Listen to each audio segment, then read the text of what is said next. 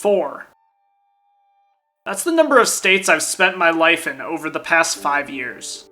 If we want to extend that to how many times I've moved, like to a new apartment, I've actually packed up my stuff a total of 10 times, moving from location to location, to living with several roommates, to living all alone.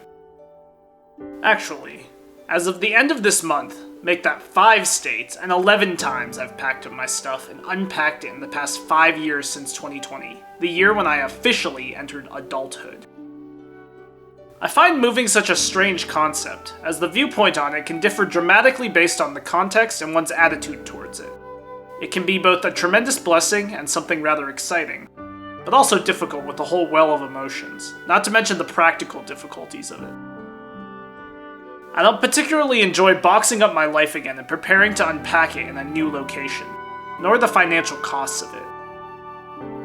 We'll just agree to call it bittersweet. But in all my time moving, one of the most central things I've learned is that moving is so much more than the material stuff I pack and unpack every time. Since I left home, I've been searching. I always thought I would stay in my hometown or near it. I find it somewhat ironic with the way my life has been, considering I grew up in the same town and the same home until I went off to university, with every intent of returning there and settling down. I never had any intention of living anywhere else, and yet I've moved 11 times in the past 5 years. My older brother, who I would describe as having more of an adventurous and free spirit, has had the opposite experience, having lived in the same place and city since he graduated from university. The grass is greener on the other side, or so it would seem. It's always been that way, if I'm being completely honest. I've often wondered what it would be like to really feel like I belonged somewhere, where I wanted to be and the people there wanted me to be there too. I think Hiding in Public put it best when he used the phrase, "a want to be needed." When I got to university, it was incredibly difficult. Not academically, mind you, I actually did far better academically than I did in high school, but socially. Socially, I suddenly realized that having similar interests was enough for people to actually want to build a connection, to be your friend, because there were hundreds of other people with those same interests. I realized very quickly that my social skills were actually quite lacking, with no ability to introduce myself to others, no drive to attend massive social gatherings to meet people, no idea of actually how to make friends and retain them. Looking back, I can't say I'm absolved from my own faults regarding my social life as a student. There were so many social events that I forgoed to play a video game by myself, a lot of people whom I suspect if I had pursued with a little bit more intentionality, we'd still be in touch today. More than a few spaces where I did dive in, but not long enough nor deep enough to see where it could have gone. And it's not like I was a complete hermit. I met a variety of people, some of whom became people I would call friends then and now, and who changed my life forever. But I still couldn't shake the feeling that I didn't really belong anywhere, even when I did hang out with my friends' groups. I still don't, I think. Two of my favorite pieces of writing I've ever read were by Jonathan Tjarks. It would surprise me if you knew who he was. Jonathan was a sports writer for the Ringer website, primarily on basketball, which is how I learned about him. I didn't know him personally, but what he wrote in 2021 and 2022 has stayed with me since I first read it, and recently came up again in the past few months. He was battling Ewing's sarcoma, a bone cancer so rare that his oncologist, our sarcoma expert, had never heard of it. He noted sarcomas represent about 1% of new cancer cases in the United States each year among adults. And the particular one he had was a tinier part of 1%, with the odds of him getting it at 25 million to 1. He passed away in September of 2022, just short of his 35th birthday in October. The first part, titled The Long Night of the Soul, spoke to his feelings about his diagnosis and perspective on mortality as a man in his early 30s, which is incredibly impactful in its own right. But the second part, Does My Son Know You?, is the part that stuck out in my mind for a long time. As the title suggests, Does My Son Know You was all about his son, who was almost 2 at the time of the article's publication. There are 2 parts that stand out to me. 1, Jonathan's father passed away when he was 21. How, at the funeral, there were people he hadn't seen in years. How they told him how sorry they were and if there was anything they could do. Internally, he responded, "All I could think was, I don't know any of you. I know of you. I've heard your names. But I don't know you." And the second part, all about what community looks like. How it went from feeling like an obligation to being something he looked forward to. Impactfully expressed best in his own words. Life group is a different kind of insurance. People talk a lot about medical insurance and life insurance when you get sick. But relational insurance is far more important.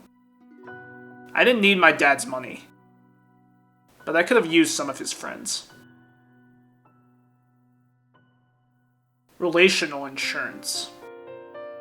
A type of insurance that isn't a necessity by the standards of government and law. But I think no less important, dare I say, invaluable.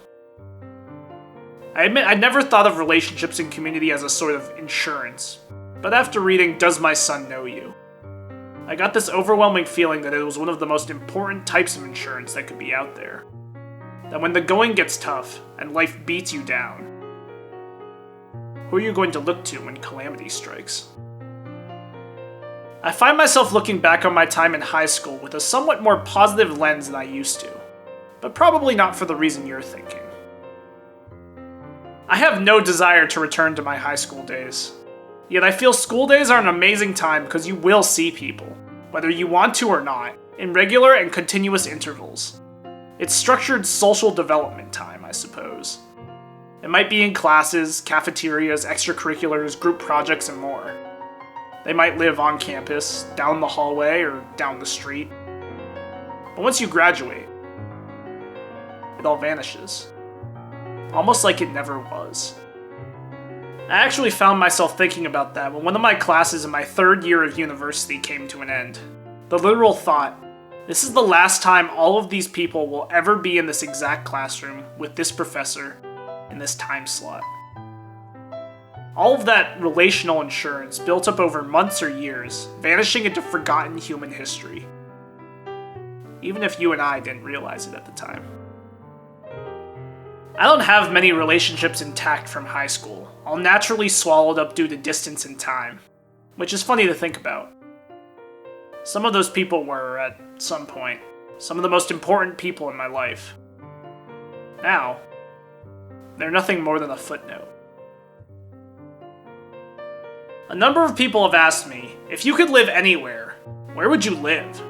And my response to that question has always been, I could live anywhere, as long as my friends are there.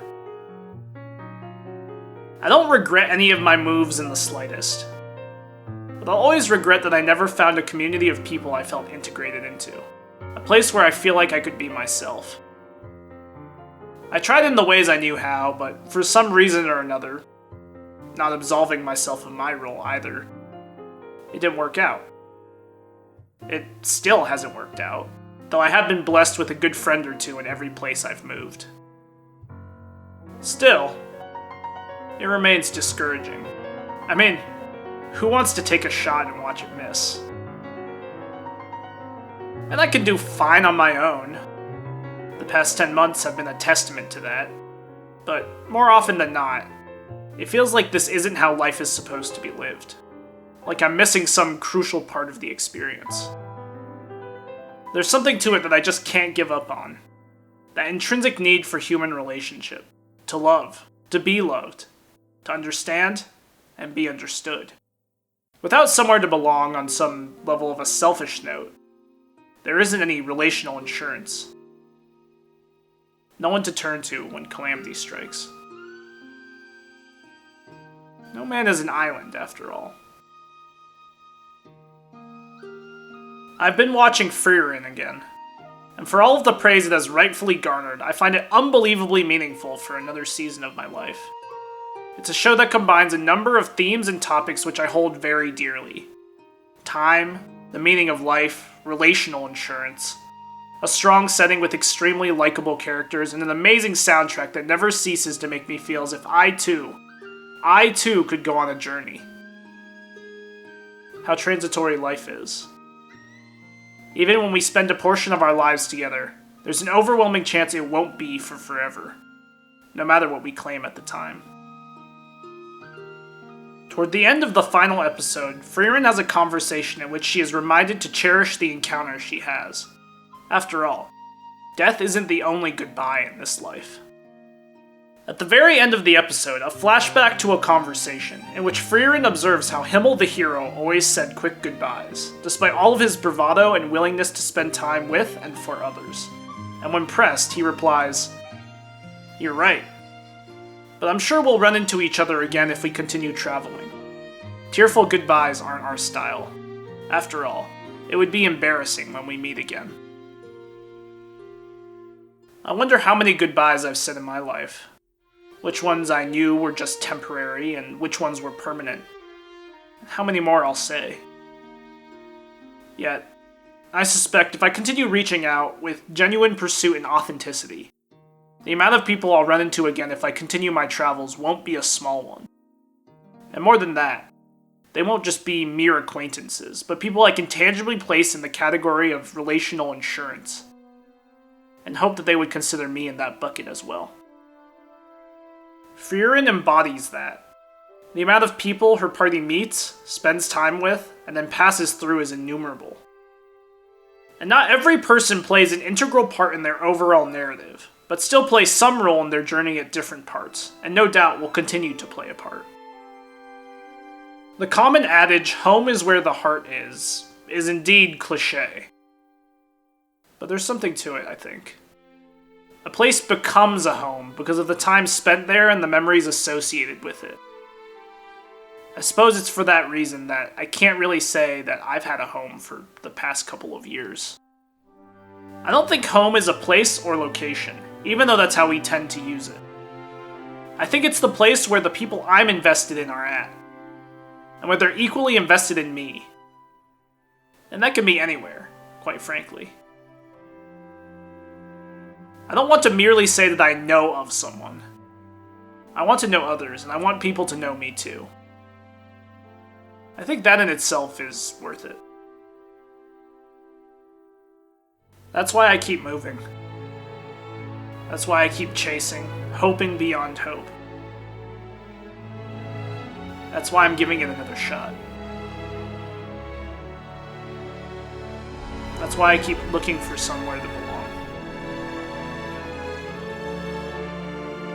I hope we find it someday.